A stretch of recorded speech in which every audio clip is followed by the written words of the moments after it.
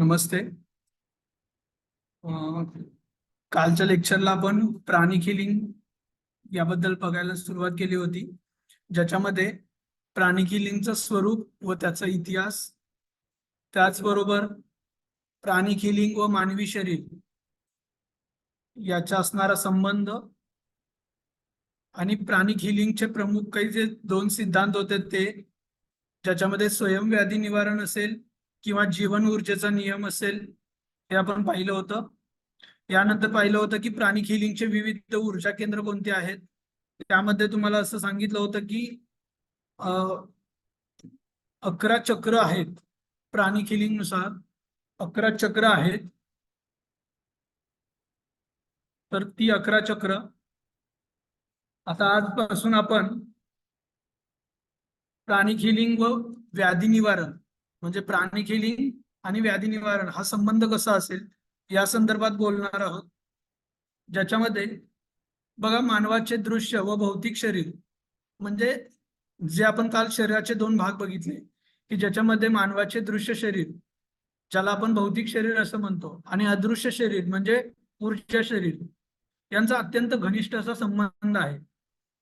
म्हणजे का, तर एक बिघडलं की दुसरे बिघडते. आणि एक जर एकावरती आपण उपचार केले, म्हणजे ऊर्जा शरीरावरती जर आपण उपचार केले, तर आपोआपच भौतिक शरीरावरती त्याचे परिणाम दिसून येतात. म्हणून असं म्हणता येईल की ऊर्जा शरीर आणि भौतिक शरीर या दोघांचाही घनिष्ठ संबंध आहे. आणि जर ऊर्जा शरीर निरोगी असेल तर भौतिक शरीर देखील निरोगी राहते. यावरती काम करण्यासाठी प्राणिक हिलिंग ही पद्धती आपण, म्हणजे प्राणिक हिलिंग ही चिकित्सा आपण वापरत असतो किंवा ते आपण शिकतो.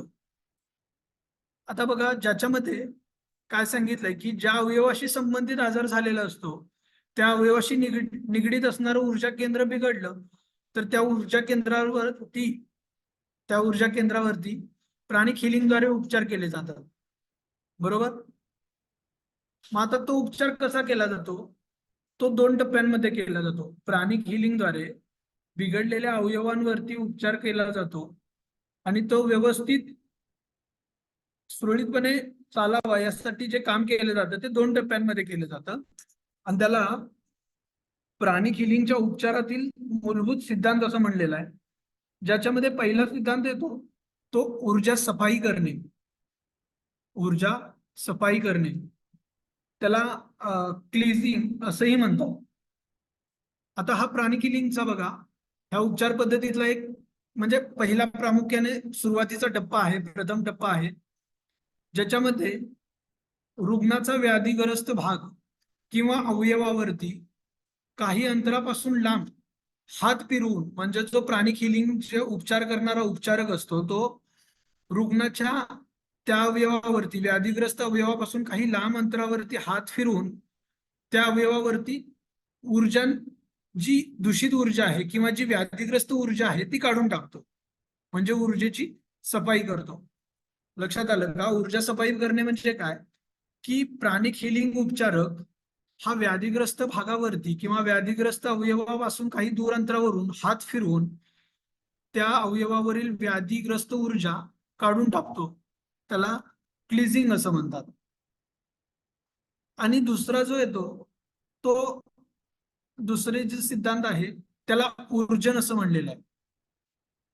आता ऊर्जन म्हणजे काय, तर ऊर्जा सफाई या पहिला टप्पा आपण झाल्यानंतर दुसऱ्या टप्प्यामध्ये प्राणिक हिलर जो उपचारक असतो तो वातावरणातील पोषक अशी ऊर्जा रुग्णाला प्रदान करतो किंवा रुग्णाला ती देत असतो.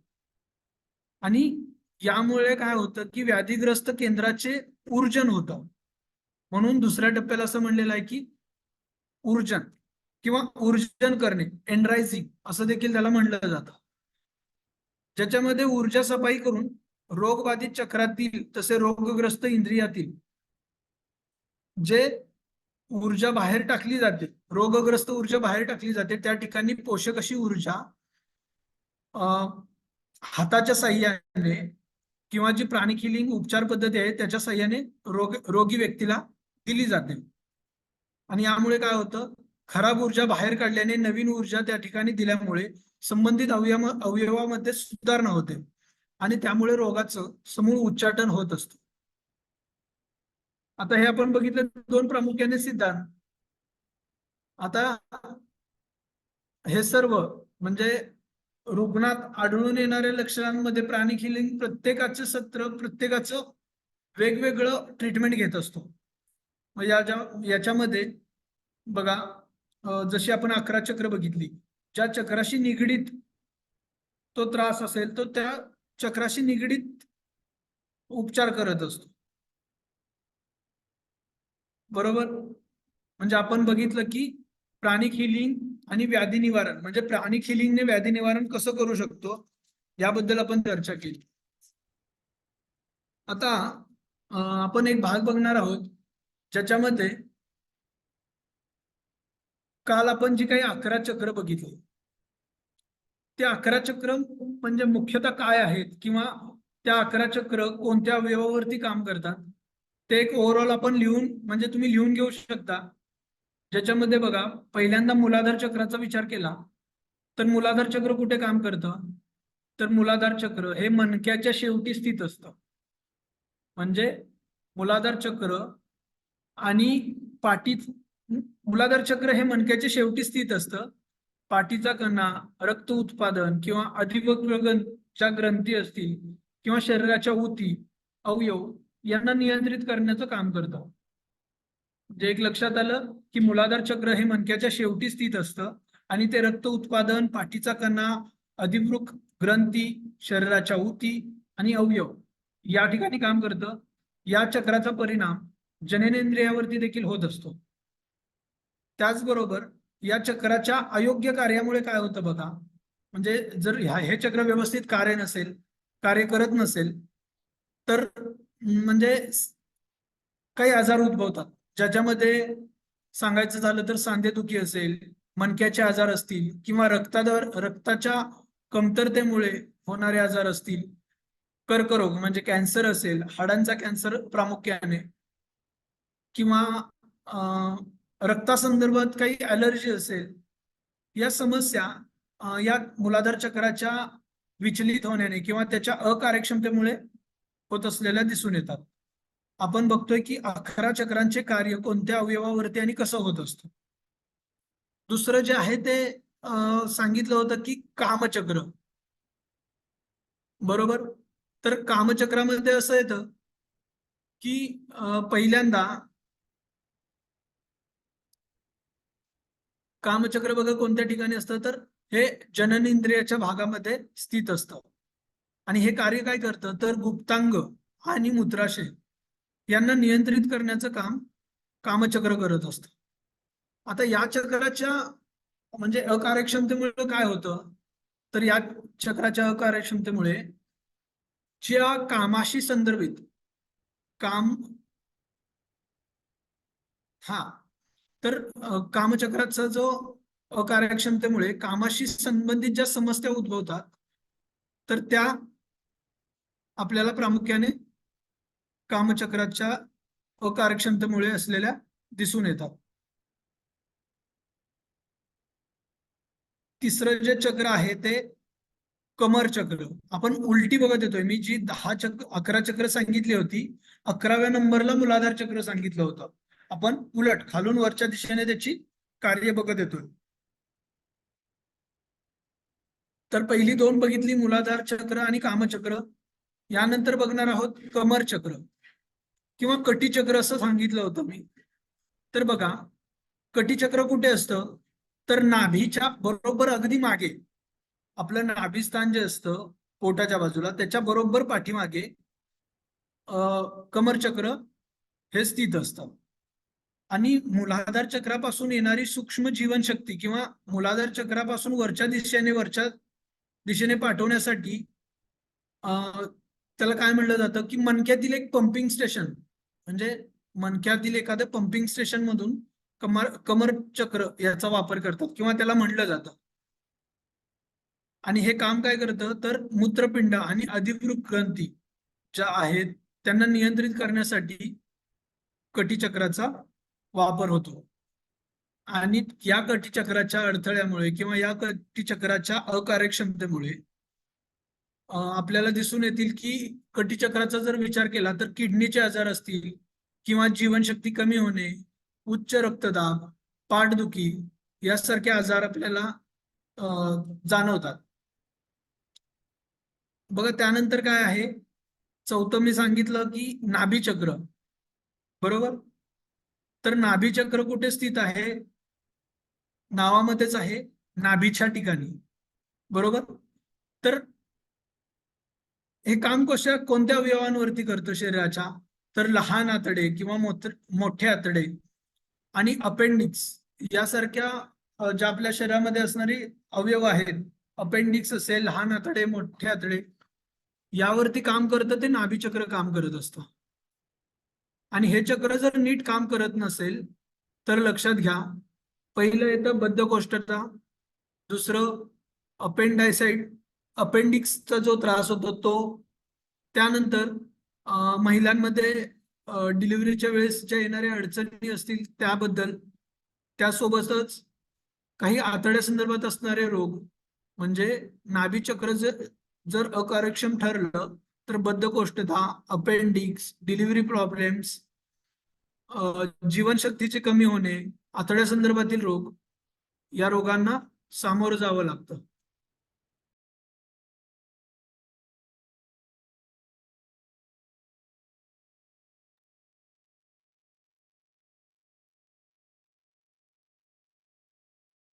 त्यानंतर बघूयात आपण प्लीहा चक्र.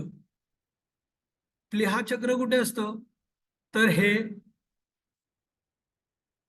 डाव्या बाजूला, म्हणजे आपल्या शरीराच्या किंवा बघा, प्लीहा चक्राला दोन पुन्हा आणखी चक्र सांगितलेले आहेत. एक स्प्लीन चक्र म्हणलं जातं आणि एक सोलर प्लेक्सेस चक्र.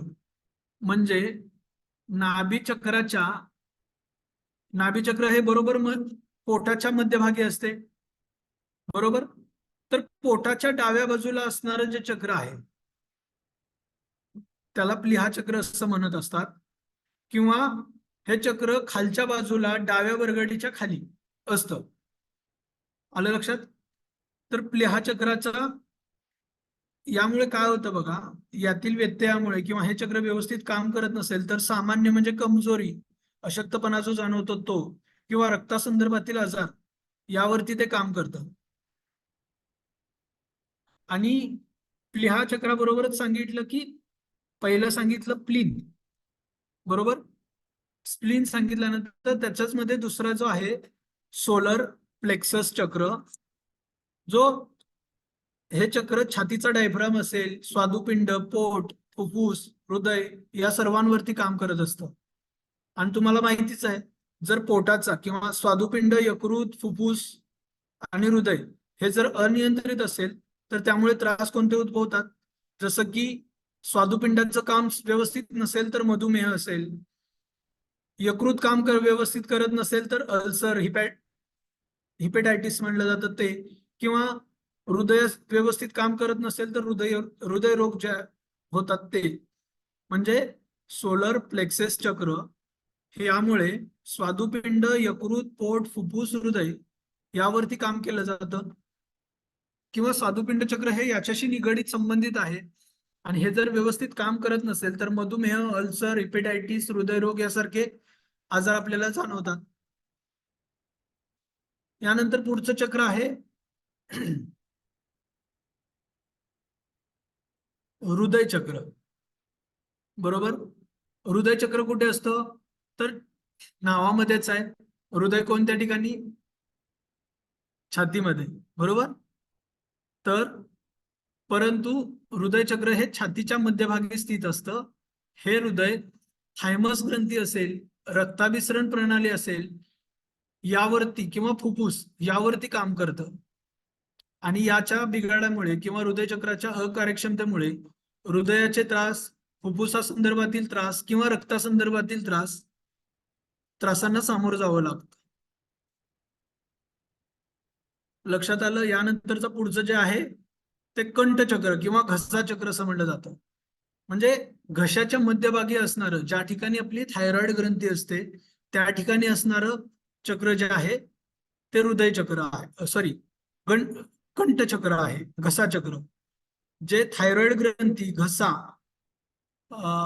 लिम्फॅटिक प्रणाली जी आहे याच्यावरती ते काम करत असतं. आणि याच्या त्रासामुळे काय होतं बघा, गलगंड, तुम्ही आजार ऐकला असेल तर गलगंड, त्यासोबतच घसादुखी, दमा, थायरॉइड यासारख्या आजारांवरती त्याचा इफेक्ट होतो. जर घसाचक्र काम करत नसेल तर गलगंड, घस घसादुखी, दमा आणि थायरॉइड ग्रंथी याच्यावरती त्याचे परिणाम झालेले दिसून येतात. पुढचा जो भाग आहे तो येतो भ्रुकुटी चक्र. आता हे भ्रुकुटी चक्र काय आहे? भ्रूमध्य मानला जातो, किंवा आपण म्हणतो की आपल्या भ्रूमध्ये भुवयांच्या ठिकाणी बघितलं जातं. आपण त्राटक करत असताना असू दे, किंवा आपण ज्या ठिकाणी टिळा लावतो, बरोबर, दोन्ही भुवयांच्या मध्यभागी स्थित असणारं जे चक्र आहे ते भ्रुकुटी चक्र, बरोबर. आता हे कोणत्या ठिकाणी किंवा कोणत्या अवयवांवरती काम करतं, कोणत्या ग्रंथींवरती काम करतं? तर हे काम करतं पिट्युटरी ग्रंथी आणि अंतःस्रावी ग्रंथी, बरोबर. आणि जर पिट्युटरी ग्रंथी, अंतःस्रावी ग्रंथी किंवा भ्रुकुटी चक्र काम करत नसेल तर लक्षात घ्या, मधुमेह, डोळ्यांचे त्रास, नाकाचे त्रास यावरती इफेक्ट होत असलेले दिसून येतील. यानंतर पुढचा जो भाग येतो तो ललाट चक्र, किंवा नेक्स्ट जे चक्र आहे ते ललाट चक्र. ललाट हे कपाळाच्या मध्यभागी स्थित आहे, बरोबर. आणि हे काम कोणतं करतं? पायनल ग्रंथी आणि मज्जासंस्था यांना नियंत्रित करण्यासाठी ललाट चक्राचा उपयोग होत असतो. आणि हे जर व्यवस्थित काम करत नसेल तर व्यक्तीच्या स्मरणशक्ती, पक्षाघात आणि अपस्मार असे जे आजार आहेत त्या आजारांवरती त्याचा परिणाम होत असलेला दिसून येतो. आणि शेवटचं म्हणजे आपण बघत आलेलो शेवटचं व लिस्टप्रमाणे पहिलं चक्र जे आहे ते ब्रह्मचक्र. हे डोक्याच्या छतावर म्हणजे डोक्याच्या वरच्या भागी स्थित असतं. आणि हे काम कशावरती करतं तर पायनल ग्रंथी असेल, मेंदू असेल, संपूर्ण शरीराला नियंत्रित करण्याच्या कमांड्स कुठून जातात तर मेंदूपासून.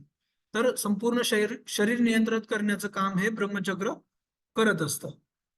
आता त्याच्या त्रासामुळे काय होतं बघा, जर ब्रह्मचक्र व्यवस्थित काम करत नसेल तर मानसिक आजार असतील, त्याचबरोबर असणारा व्यक्तीचा चिडचिडे प्रमाण म्हणजे क्रोधावरती येणारं नियंत्रण असेल, म्हणजे ब्रह्मचक्र आपल्याला असं म्हणलं जातं ना की माथा शांत ठेवा किंवा डोकं शांत ठेवावे, म्हणलं जातं ना, डोक्यावरती बर्फ आणि जिभेवरती साखर.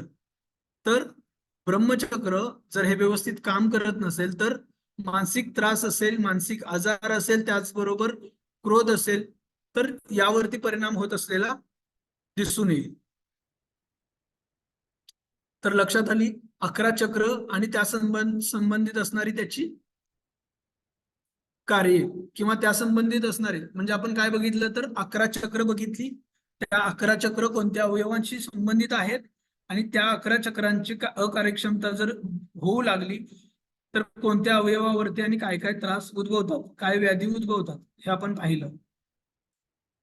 आता प्राणिक हिलिंग या संकल्पनेतील एक शेवटचा मुद्दा आपण पाहणार आहोत, ज्याला म्हणजे बघा, प्राणिक हिलिंग आणि योगातील पंचकोश संकल्पना याच्यात काही साम्य आहे का किंवा याचं कंपॅरिझन असेल तर ते आपण बघणार आहोत. सुरुवातीला सांगायचं म्हटलं तर प्राणिक हिलिंग व योगाची पंचकोश संकल्पना बघा. पहिला मुद्दा घेतला जर संकल्पनेतील साम्य, तर त्याच्यामध्ये काय आहे? प्राणिक हिलिंग आणि योग याच्या संकल्पनेमध्ये काही प्रमाणात साम्य आहे. कारण प्राणिक हिलिंग मध्ये मी किती शरीराचे प्रकार सांगितले, कोणी सांगू शकाल? प्राणिक हिलिंग मध्ये मी काल आज 2 दिवस झाले कायम ते उच्चारतोय की मानवी शरीराचे काही प्रकार सांगितलेले आहेत.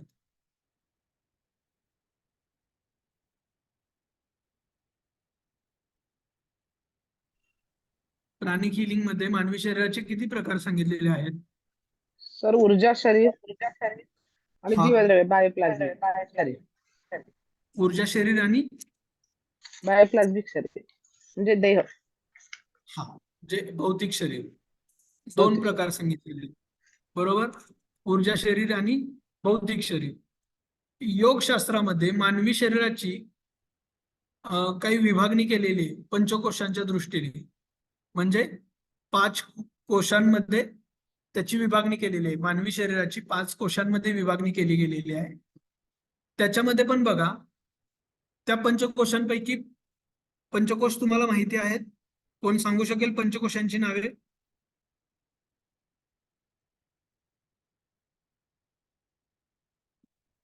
ठीक आहे. अन्नमय कोश, अन्नमय, प्राणमय कोश, प्राणमय, मनोमय, हा, विज्ञानमय, आणखी एक आनंदमय कोश, आनंदमय बरोबर. कोश. अन्नमय कोश, प्राणमय कोश, मनोमय कोश, विज्ञानमय कोश आणि आनंदमय कोश, हे 5 पंचकोश ज्याच्याद्वारे मानवी शरीराची विभागणी केलेली आहे पंचकोशांमध्ये. आणि त्यापैकी पहिला जो आहे अन्नमय कोश, हा दृश्यमान आहे. जसं प्राणिक हिलिंग मध्ये भौतिक शरीर हे दृश्य असतं, त्याप्रमाणे पंचकोशांपैकी जो अन्नमय कोश आहे तो दृश्यमान आहे. तर इतर 4 कोश आहेत जसे प्राणमय, मनोमय, विज्ञानमय आणि आनंदमय, हे अदृश्य आहेत, बरोबर. तर प्राणिक हिलिंग मध्ये अदृश्य कशाला म्हणलं जातं? ऊर्जा शरीराला. म्हणजेच पंचकोशांपैकी जे इतर 4 कोश आहेत, प्राणमय, मनोमय, विज्ञानमय, आनंदमय, हे अदृश्य, म्हणजे ते देखील एक ऊर्जा शरीरच आहेत असं आपण मानू शकतो. म्हणजे तुम्हाला संकल्पनेतील साम्य लक्षात आलं. प्राणिक हिलिंग आणि पंचकोशांची जी संकल्पना आहे, किंवा प्राणिक हिलिंग आणि योग ही जी संकल्पना आहे, त्यातून पंचकोशांचं जे साम्य आहे ते आपण बघितलं. दुसरा पॉइंट जर आपण विचार केला तर स्पर्शविरहित किंवा औषधविरहित चिकित्सा म्हणून प्राणिक हिलिंगले आपण सांगितलं की, बघा मी मगाशी सांगितलं काय केलं जातं, आपण ट्रीटमेंट करत असताना, व्याधी निवारण करत असताना ऊर्जेची सफाई करतो किंवा ऊर्जन करतो असं सांगितलं मी. पहिल्यांदा ऊर्जेची सफाई केली जाते, म्हणजे व्याधीग्रस्त ऊर्जा काढून टाकली जाते आणि पोषक अशी ऊर्जा त्या व्याधीग्रस्त व्यक्तीला दिली जाते. तर ते करत असताना मी सांगितलं की उपचारक, जो प्राणिक हिलिंगचा जो हिलर असतो, तो काय करतो, आपल्या हाताद्वारे त्याला ऊर्जा प्रोव्हाइड करत असतो किंवा त्याची व्याधीग्रस्त ऊर्जा काढून टाकत असतो, परंतु कोणत्याही स्पर्शाशिवाय, बरोबर. प्राणिक हिलिंग मध्ये कोणत्याही स्पर्शाशिवाय चिकित्सा केली जाते आणि औषध विरहित चिकित्सा केली जाते. तसंच योगामध्ये काय आहे बघा बरं, योगशास्त्रामध्ये पण 5 कोशावरती उपचार करताना, पंचकोशावरती उपचार करताना तुम्हाला स्पर्श करावा लागेल का? नाही लागत. कारण अन्नमय कोशाचा जर विचार केला, जरी ते दृश्यमान असलं तरी तुम्ही खाण्यापुरता किंवा जे अन्न ग्रहण करता तो तितकाच स्पर्श असेल. परंतु अन्नमय कोश हा शरीरामध्ये ज्यावेळेस कार्यरत असतो, काम करत असतो, त्यावेळेस त्या ठिकाणी कोणत्याही स्पर्शाद्वारे तुम्ही उपचार नाही करू शकत. आणि जर विचार करायला गेला तर पंचकोशातील इतर 4 कोशांचा, प्राणमय कोशामध्ये बिघाड झाला किंवा प्राणमय कोशावरती उपचार करताना तुम्ही काय कराल? योगातील कोणती गोष्ट वापराल किंवा अष्टांगापैकी कोणतं हे वापराल, तुम्ही सांगू शकाल? प्राणमय कोशावरती काम करायचं असेल तर अष्टांगापैकी कोणतं अंग वापरू शकाल तुम्ही?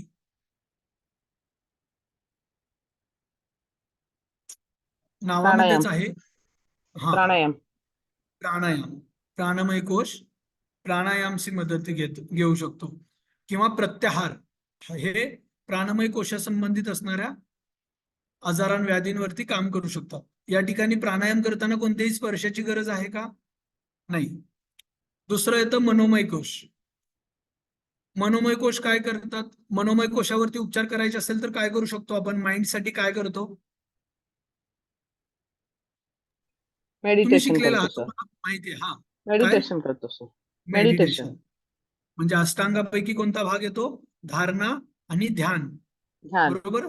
त्यामध्ये ओंकार जप असेल किंवा योग निद्रा असेल, असे योगाच्या वेगवेगळ्या प्रक्रिया देखील आपण वापरू शकतो. आता विज्ञानमय कोश. विज्ञानमय कोशावरती जर तुम्हाला उपचार करायचे असतील तर काय करू शकता तुम्ही?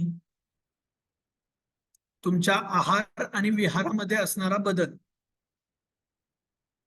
बरोबर. आहार आणि विहारामध्ये बदल झाला तर विज्ञानमय कोशाची कार्यक्षमता सुधारते. चौथा येतो आनंदमय कोश. पंचकोशांपैकी 5वा कोश आनंदमय कोश, ज्याच्यामध्ये यम, नियम, प्रार्थना याचा उपयोग होतो. आनंद मिळायचा असेल तर तुम्ही कुठून गेला पाहिजेत? यम असतील, नियमांचं पालन असेल, त्यासोबतच प्रार्थना असतील, यापासून आनंद मिळतो. तर आनंदमय कोश या ठिकाणी काम करत असतो. म्हणजे तुम्हाला लक्षात आलं की योग आणि पंचकोश ही संकल्पना कशी संबंधित आहे. तिसरा चक म्हणजे आपण 2 पॉइंट बघितले साम्य दाखवताना. एक, संकल्पनेमध्ये काय साम्य आहे ते बघितलं, पॉइंट्स हवे तर लिहून घ्या. दुसरा बघितला स्पर्शविरहित किंवा औषधविरहित चिकित्सा आहे. दोन्हीही औषधविरहित व स्पर्शविरहित चिकित्सा आहेत. त्यानंतर तिसरा आपण बघितला, तिसरा बघणार आहोत जो आहे चक्र उद्दीपन. आता चक्र उद्दीपन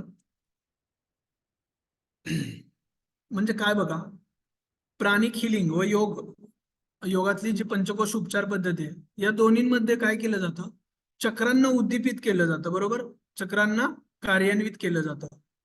फक्त दोन्ही शास्त्रांमध्ये म्हणजे आपण योग व त्याला पूरक असणारी शास्त्र शिकतोय, तर ह्या दोन्ही शास्त्रांमध्ये बघा चक्रांची संख्या वेगवेगळी सांगितलेली आहे. मी कालही तुम्हाला याबद्दल बोललो होतो की हठयोगामध्ये 7 चक्र सांगितले आणि प्राणिक हिलिंग मध्ये 11 चक्र सांगितलेत. बरोबर. तर दोन्हीमध्ये काय केलं जातं, ह्या 7 असू देत किंवा म्हणजे योगानुसार 7 चक्रांचं उद्दीपन केलं जातं आणि प्राणिक हिलिंग मध्ये 11 चक्रांचं उद्दीपन केलं जातं. आता वैश्विक ऊर्जा जी असेल ती काय केली जाते, पहिल्यांदा आपल्या ऊर्जा केंद्रांमध्ये येते आणि ती चक्रांमधून संपूर्ण शरीरात पाठवली जाते. म्हणजे चक्र उद्दीपन करण्याची गरज काय आहे, तर जी आपण वैश्विक ऊर्जा, जी पोषक ऊर्जा आपण मिळवत आहोत, जी ऊर्जा पुढच्या समोरच्या उपचारक एखाद्या व्याधीग्रस्त व्यक्तीला देत आहे, तर ती पहिल्यांदा ऊर्जा केंद्रामध्ये येते, नंतर ती चक्रामधून संपूर्ण शरीरामध्ये पाठवली जाते. हा तिसरा पॉइंट झाला. चौथा आहे, दोन्हीही संकल्पना सर्वसमावेशक आहेत. बरोबर, दोन्ही पद्धती सर्वसमावेशक आहेत. आता पहिली बघायला गेलं तर दोन्हीमुळे माणूस फक्त, जर एखादी व्यक्ती असेल किंवा मनुष्य फक्त व्याधीमुक्त नाही होत, तर प्रत्येक क्षेत्रामध्ये त्याचा विकास होत असतो. कारण कसं आहे बघा, केवळ रोग बरा करणे यासाठी आपण त्या ठिकाणी गेलेलो नसतो किंवा केवळ रोग बरा करणे हा या दोन्ही चिकित्सांचा उद्देश नाहीये. तर या दोन्ही चिकित्सांमुळे व्यक्तीची शारीरिक, मानसिक, भावनिक, बौद्धिक आणि आध्यात्मिक वृद्धी होत असते किंवा विकास होत असलेला आपल्याला दिसून येतो. म्हणून सर्वसमावेशक अशा दोन्ही संकल्पना मांडलेल्या आहेत.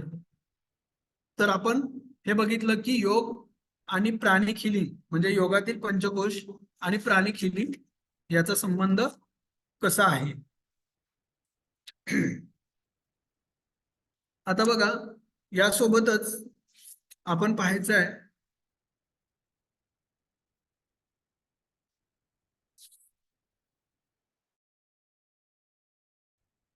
प्राणिक हिलिंग करत असताना कोणत्या गोष्टी टाळल्या पाहिजेत. बरोबर, किंवा घ्यायची दक्षता म्हणा. कोणी प्राणिक हिलिंग ही उपचार पद्धती कोणी टाळली पाहिजे, कोणी केली नाही पाहिजे. तर शॉर्ट मध्ये सांगायचं झालं तर लहान मुले असतील, अशक्त वयस्कर रुग्णांना खूप तीव्रतेने ऊर्जा देऊन चालेल का, तर नाही. कोणताही शरीरामध्ये किंवा शरीराला लागणारा घटक असू दे, तो एका समप्रमाणामध्ये शरीरामध्ये असणं गरजेचं असतं. म्हणजे कमीही असून चालत नाही किंवा अधिकही असून चालत नाही. बरोबर. एक सामान्य विचार करायचं झालं तर शुगरचा विचार करा. मधुमेह व्यक्तींना शुगर कमीही होऊन चालत नसते आणि अतिही होऊन चालत नसते. तसंच आहे, छोटी मुलं, अशक्त व्यक्ती असतील किंवा वयस्कर व्यक्तींना काय असतं, त्यांची क्षमता जी असेल, कार्यक्षमता असेल किंवा त्यांचा जो काय म्हणलं जातं, त्यांच्या शरीर जे काम करण्याचं हे असतं तर ते कमकुवत बनलेलं असतं. लहान मुलांचं सुरुवातीपासूनच कमकुवत असतं, परंतु अशक्त व्यक्ती आणि वयस्कर व्यक्तींचं ते कमकुवत बनत चाललेलं असतं, शरीर तितकं साथ देत नसतं. तर अशा वेळेला खूप तीव्रतेनं किंवा अधिक प्रमाणात प्राणशक्ती द्यायची नाही. ही पहिली काळजी असते. म्हणजे पहिली आपण प्राणी किलिंग उपचार करत असताना घ्यावयाची काळजी जरी म्हणलात तरी चालेल. दुसऱ्यांदा काय आहे, डोळे किंवा बघा, डोळे अत्यंत नाजूक असतात. त्याचबरोबर असे काही सेन्सिटिव्ह आपल्या शरीराचे अवयव असतील तर त्या ठिकाणी जास्त ऊर्जन करायचं नाही. आपण 2 मुद्दे बघितले होते की ऊर्जेची सफाई करणे आणि ऊर्जन करणे म्हणजे ऊर्जा देणे.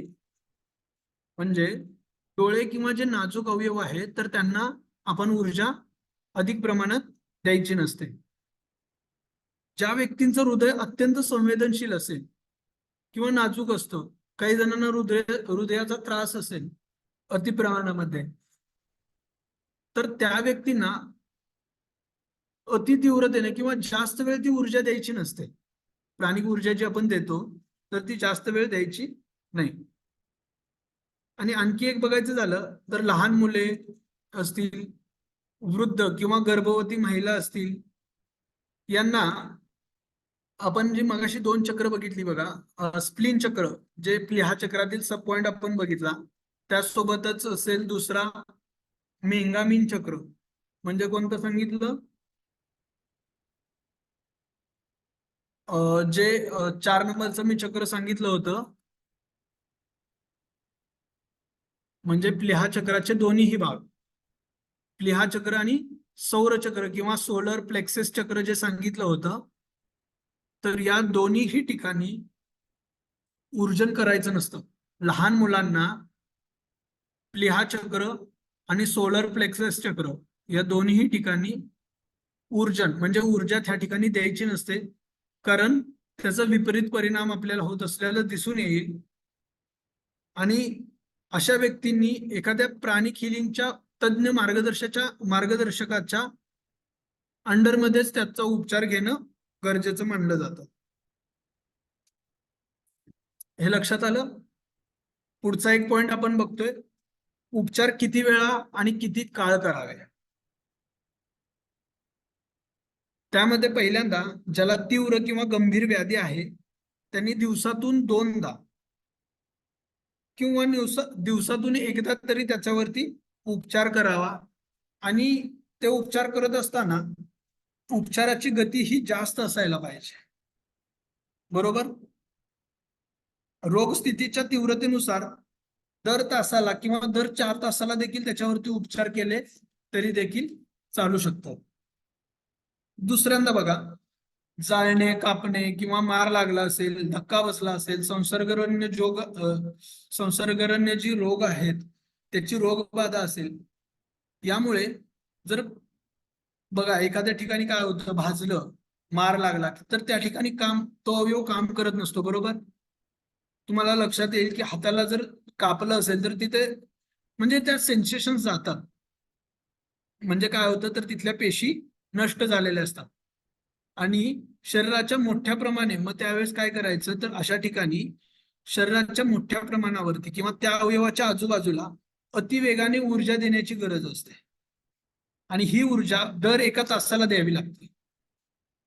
म्हणजे जसं मगाशी सांगितलं पहिल्यांदा की तीव्र आणि गंभीर आजार असेल तर गती जास्त पाहिजे आणि दर 1 तासाला किंवा 4 तासाने. त्याप्रमाणे जाळले, भाजले, कापले किंवा सेन्सेशन्स गेलेत, पेशी नष्ट झालेत, तर त्या ठिकाणी अतिवेगाने ऊर्जा देण्याची गरज असते, तीही मोठ्या प्रमाणामध्ये आणि दर 1 तासानंतर. यानंतर डोळे, डोके, हृदय यासारख्या नाजूक भागांवरती काय कराल तर प्रत्येक उपचारामध्ये थोडा कालावधी जाऊन द्यायचा आणि नंतर त्याचं रिपिटेशन करत राहायचं. आणि त्याला देत असणारी ऊर्जा ही सौम्य स्वरूपाची ठेवावी लागते. हे लक्षात आलं. तर आज आपण या ठिकाणी थांबतोय. तुम्हाला आणखी काही शंका आहे का प्राणी किलिंग बद्दल? ओम सर. हॅलो. ओम सर.